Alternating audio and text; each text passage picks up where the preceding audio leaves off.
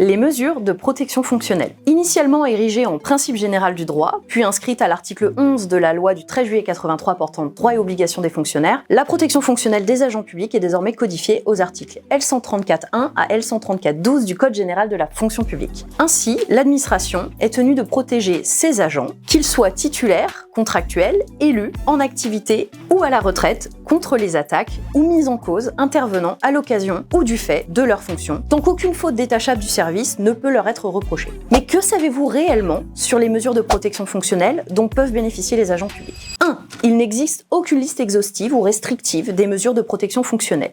En effet, il n'existe aucune liste des mesures que peut mettre en œuvre l'administration en cas d'octroi de la protection fonctionnelle à un agent. Les employeurs publics doivent adapter leur réponse à chaque situation, chaque type d'atteinte aux agents, pour qu'elle soit la plus adaptée possible, et ce, sous le contrôle du juge administratif. Concrètement, on peut regrouper les mesures de protection fonctionnelle en 3 grandes typologies. Les mesures qui servent à prévenir les atteintes causées, notamment à l'intégrité physique de l'agent. Les mesures qui permettent de protéger et d'assister l'agent public pendant toute la durée de l'atteinte. Et enfin, les mesures qui tendent à réparer le préjudice éventuellement causé à l'agent du fait de l'atteinte subie. Il pourra ainsi s'agir de réparer les atteintes aux biens, la perte de rémunération ou encore les préjudices physiques ou moraux. 2. Dans le cadre de la protection fonctionnelle, l'administration peut engager des procédures juridictionnelles. En effet, lorsque l'agent a saisi les juridictions civiles ou pénales, ou lorsqu'elles ont été saisies à son encontre, il peut solliciter l'administration pour la prise en charge, par avance ou par remboursement, des honoraires, d'assistance, de représentation ou encore de consultation d'un avocat qu'il a pu exposer pour assurer sa défense. Plus encore, même lorsque l'agent n'a pas lui-même engagé d'action devant les juridictions pénales, l'administration peut, mais n'y est pas tenue, déposer plainte afin de déclencher l'action publique.